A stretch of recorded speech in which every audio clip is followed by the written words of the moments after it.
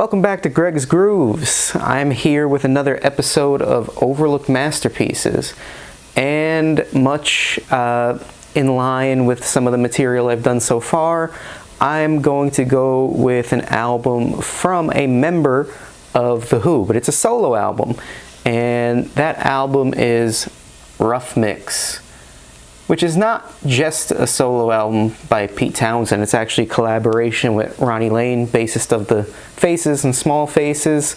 And this album is probably in my top 10 favorite albums of all time. And I'm never quite sure why this album doesn't get the notoriety that at least I think it deserves. It comes out in 1977, right?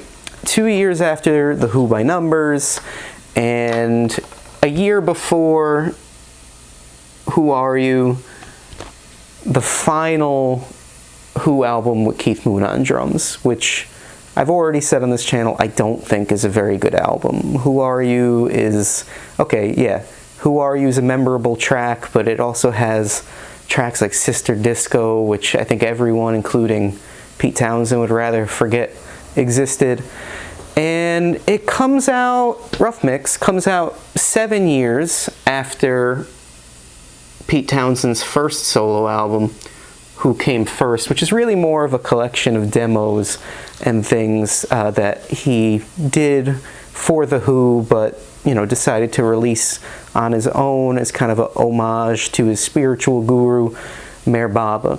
Now, when people think of Pete Townshend's solo efforts, really the big album is Empty Glass. I mean, this is the album that has Let My Love Open the Door, which is probably Pete's best known solo song, Rough Boys, A Little Is Enough, which is a classic. It's a great album, but Rough Mix is better. It's a better album, and that's why it's my fourth overlooked masterpiece. So, like I said, it comes out in 1977 in the hiatus between The Who by Numbers and Who Are You. It only reaches 45 on the Billboard 200 here in the United States, and to me that's a shame because some of Pete's best songs are on this album. Songs like My Baby Gives It Away, which opens the album, unbelievable, up-tempo, totally different feel than The Who. It has a very driving backbeat. It's very succinct. It's not very Keith Moon-esque in its rhythms. Nowhere to Run, beautiful song with Ronnie Lane on lead vocals. Keep Me Turning, a little farther down, is maybe my favorite song on the album. Mid-tempo rocker. Misunderstood, one of my favorite songs of all time. Solo Pete on acoustic guitar with very lean, overdubs on some percussion instruments and things like that. Street in the City has one of the most beautiful orchestrations, orchestral scores kind of supporting it. It feels very cinematic.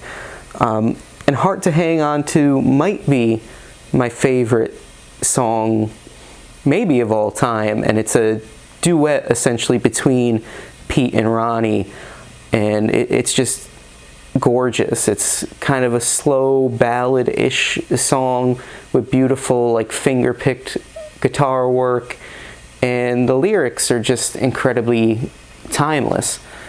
So why do I think did this album get overlooked? Well, Pete had not established himself as a solo artist as of yet, and he's not even releasing this album as a solo work. He's releasing it with Ronnie Lane.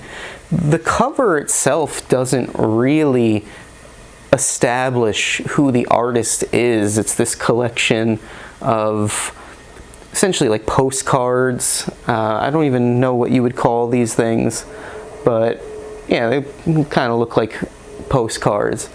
And at the time it's released, rock music in this style, which is a bit folky, a little bit more low tempo, not as bombastic as The Who, which is beginning to like has moved into a full-fledged arena rock. You know, this is the late 70s. This is where rock becomes corporate. And this is very folksy, very down to earth, very simple. It's much more akin to the pub rock stuff that we're going to start seeing in 1978, 1979 with, like, you know, Dave Edmunds, Elvis Costello, things like that. And in a way, this album is kind of both out of its time, ahead of its time, behind its time. It just doesn't really fit. Now, contemporary reviews are strong. I mean, Robert Christgau gave it a really strong review in the Village Voice, but for some reason, maybe the lack of a strong single, maybe some of the reasons I mentioned, it never got the due it deserved. I even know of people who are big fans of The Who and, you know, maybe more adjacently listen to Pete Townshend's solo work, and they're not even that familiar with Rough Mix. And that's really a shame, because Pete's best writing of that mid to late 70s era is not on Who Are You, it's not really even on Empty Glass, and I've already mentioned The Who by Numbers, I think, is a great album from a writing standpoint. His best songwriting is on that album and on Rough Mix.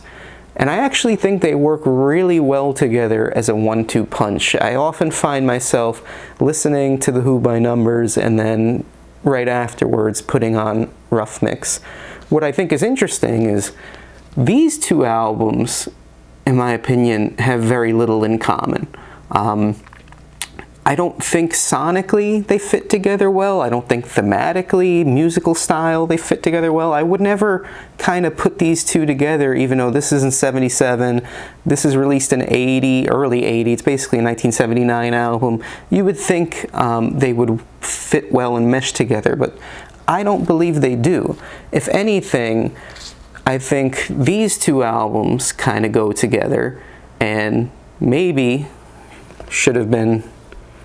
There's some tracks that should have been on this that are on this, and vice versa, and this definitely goes more with The Who by Numbers.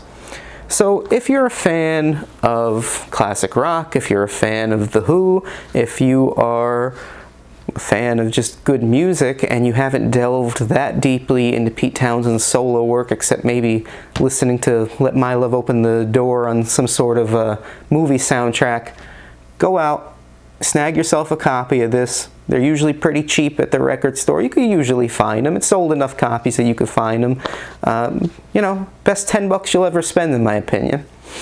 That's it for this time on Greg's Grooves. This was another episode of Overlooked Masterpieces.